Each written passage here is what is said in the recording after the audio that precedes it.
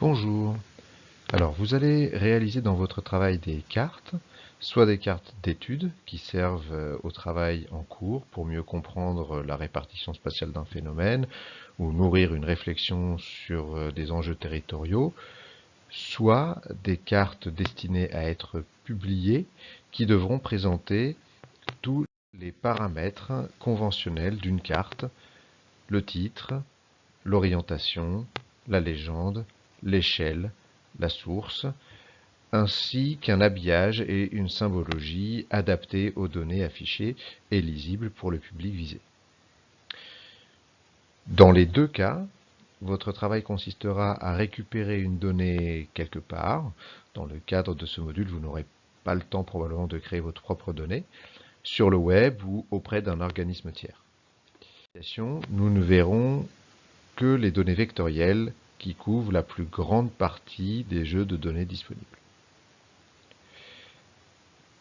Les jeux de données vectorielles pour les systèmes d'information géographique, les SIG, comportent un volet graphique et un volet tabulaire. Cela veut dire qu'à chaque élément du dessin visible sur la carte, un pays, un cours d'eau, une commune, un arbre, un bâtiment, sont associés des caractéristiques, on dira plutôt des attributs, modifiables, contenus dans une table ou tableau comme un tableau Excel. Ainsi, pour pouvoir afficher vos données cartographiques, le logiciel SIG a besoin d'un fichier contenant les vecteurs, autrement dit le dessin graphique de votre information, par exemple les limites communales d'une région, et un fichier contenant les attributs, la table attributaire, dans lequel on retrouvera les individus ou entités de notre donnée en ligne, et les attributs ou variables en colonne. En reprenant l'exemple des communes d'une région, la table attributaire aura donc une ligne pour chaque commune présente dans le fichier dessin et des colonnes décrivant ces communes. Par exemple, une colonne avec le nom des communes, une autre avec le code postal, une autre avec le nombre d'habitants des communes, etc. Ici, on a pris l'exemple plutôt d'un cours d'eau, en l'occurrence la Seine, qui est composé de différents tronçons.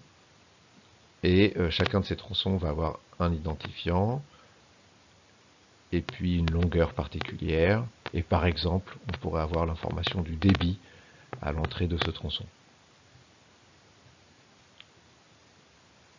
Donc ces deux fichiers, le fichier dessin et le fichier attribut, portent un nom qu'on retrouve dans l'extension du fichier. Le fichier dessin se nomme shapefile, ce qui veut dire fichier de forme, et le fichier des attributs se nomme databasefile, fichier de base de données.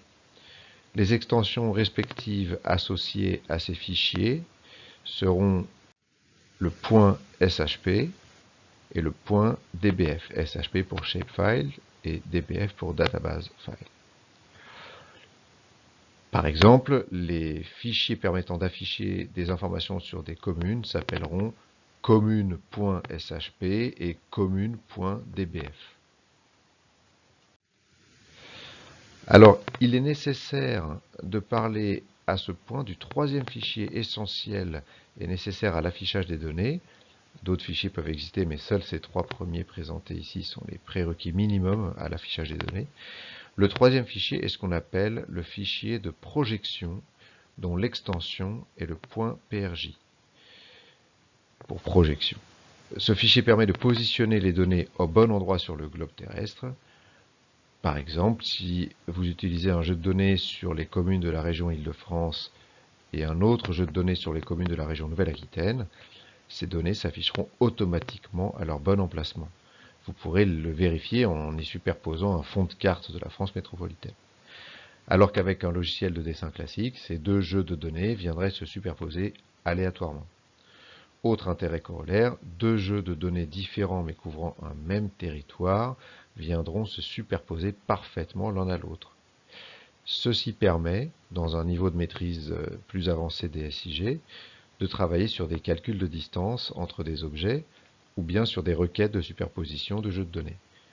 Par exemple, avec un jeu de données topographiques, les reliefs, cours d'eau, forêts, etc., et un jeu de données de population communale, tous deux couvrant la même portion de territoire, je peux répondre à une question du type « Quelle est la part de la population des communes de plus de 2000 habitants dont l'hébergement principal se trouve en zone inondable ?» par exemple. Ou pour deux jeux de données ne couvrant pas le même territoire, je pourrais répondre à une question du type « Quelle est la distance moyenne entre les centres des communes de Nouvelle-Aquitaine et les centres des communes de la région Île-de-France »